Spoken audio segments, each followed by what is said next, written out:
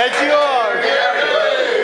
So, by the grace of God, I have not had a drink of alcohol or any drugs since December 15th of 2014. And listen, so a lot of you older guys have been around here rolling and, you know, Brent, that was a little bit of a story. All right, that was a little bit of a story. And I'll tell you a little bit how I got here. Heather and I, we were doing really well in life. You know, we're buying a home, and I was always drinking. You know, we met when we were drinking and doing the bar thing and all that. So then meth came back in our life, and we went through a house, then a couple of apartments, and we wind up right over here off of Beltline Road, right past the McDonald's on Indian Wells. And that was Heather's best friend in the world from when she was 14, I think. 10 years old, you know, and her husband had a house over there. They said, come live with us. And it was the known dope house on the street. So we fit right in, you know. But Heather and I were not the loving couple as we are today. We fought a lot. So pretty soon we fought, and Heather left. And just like we've done a million times before. But this time she didn't come back. Left me over there. Well, I had befriended the people across the street, and they were letting me cut the grass, and I was doing odd jobs around their house. They were taking me to Seagoville Pantry over here in Seagoville, right by the Super Ones. It used to be, now it's I think a urgent care center. But and I would hand out the food, take the food out to the people's car. They'd give me food like that, and he called it working for the Lord. Okay, and Randy and Cheryl Whitten. I befriended them. When I gave up, I said, look, I went over there and I said, I'm tired of this life. And I wanted them to let them live with them, you know. And they said no. And they were recovering addicts too, and come to find out. And they said, no, you cannot live with us, but you will stay here tonight with us. And then we will take you to Souls Harbor the next day. And they'd taken several people up here. And I said, that sounds great. So they bring me up here. And Reggie Finch does my intake. That was back then, Reggie was doing it. I had a license, and that was rare then, real rare. So I got right on the truck. And so I came in that afternoon, and the next morning I was on the truck. And I was a helper on the truck, and I loved it. Let me tell you, I was so unemployable. I even tried to get a job at McDonald's up here, and they wouldn't even hire me, you know, the way you look and everything.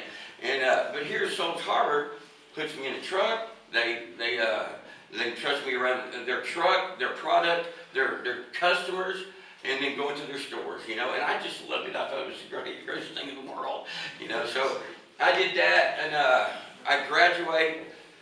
Then some of the guys had gone over here off of Haymarket, and they'd gotten a job at a landscape company. So I go over there, and I get a job there, and I think, look, this is my thought on rehab. If I could just get a job, get a truck, get some money up, Heather would love me again, and you know, and everything will go back to the way it was.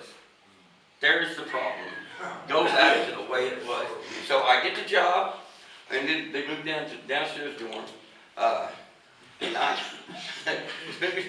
you know, then I do real well there at the landscape company, but it gets to be about 20 months, and I got the big idea to go get high. So I go find Heather, and I go get high, and she told me no at first. Then I go get high, and because I'm not, my sponsor at the time was not Steve Allen, it was another guy, and he fell off, and so I thought nobody's really watching me, you know what I mean? And you know, but really, they're just giving me enough road to hang myself, and they are watching me. And so my habits started changing. I started hanging out over, it was just right down here off Ed Road, and I just hung out over there a lot. And so they popped me with a drug test. I fail. They say, okay, you're on this restriction, but you still got to go to work and pay, you know. And so I did, but by then I've got it in me, and I'm not going to start. You know, I'm not stopping. So I just kept going, and I failed another drug test. Reggie kicks me out. I go through, me and Heather hung out over here, and then at the end, we got kicked out of that place, and we were living in the cars. And right up at Marlowe's, and back then Marlowe's let all the trucks park along the side, and we just stick So one night, And sleep. yeah, and we could sleep that way. Well, Buddy's in the truck with me one night, and next morning, the dope man calls, and he says, hey, I need a ride to the dope house. I said, okay. Man, I go and get him, and then I go, oh, I need some gas. We go up to the 7-Eleven right up here, Beltline in 175, and they repo my truck. Yeah, Pastor Dennis, I bought it from Pastor Dennis. I hadn't been making the payments, you know, I was behind on my rent. And you know, I mean, I just never learned how to do my bills then, you know. And so I'm standing, look, I've got Buddy in one end, and I'm walking under 175, and I'm standing there on the corner, you know, where they held the sign up and everything. And the Soul Tower van pulls right in front of me. And it's Kevin Jackson, brother. Kevin Jackson and another guy that used to be here. And Kevin says, hey, what are you doing? I say, well, I just lost everything. You know, I don't know what I'm going to do. I got to get the dog back to Heather. And they said, hey, do you want to come back to South Harbor? And I said, yes. So I came back and I took a little different attitude with the place. Reggie, in that time, you know, Lane had come to live here with us. Red went and said, go get Lane, and he was going to school. He graduated high school from here. And so Reggie's pretty upset because I left my son in here for other men to raise. And I had to, you know, I had to own up to that. So I come back and Reggie sticks me, you know that the bunk on the top bunk right there by the speaker? You know the one that crackles all the time?